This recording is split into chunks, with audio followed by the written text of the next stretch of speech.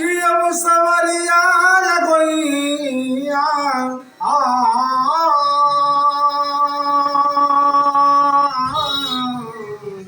कि अरे मोरे रामा हो राम।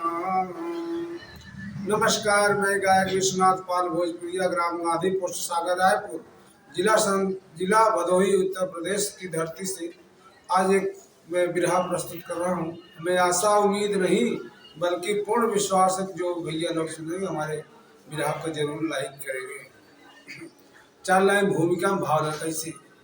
कली फूल बनकर बिहसने लगी, अरे बिखरने लगी हर दिशाओं में ज्योति।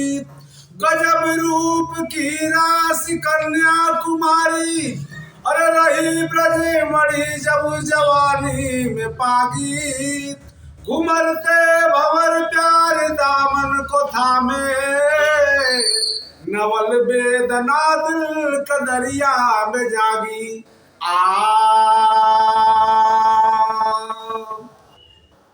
विराम एक लाइन तर्ज दिया का। अरे केसर का गंध लेके, ओ केसर का गंध लेके पुरवा चलल रहल। केसर का गंध लेके पुरवा चलल रहल। अरे केसर का गंध लेके पुरवा चलल रहल। अरे देखली तैर के घरवा के खिड़की खुलल रहल। आह देखली तैर के घरवा के खिड़की खुलल रहल। कि गुलशन में गुल के डार में, अरे गुलशन में गुल के डार में भंवरे बिहस उठे।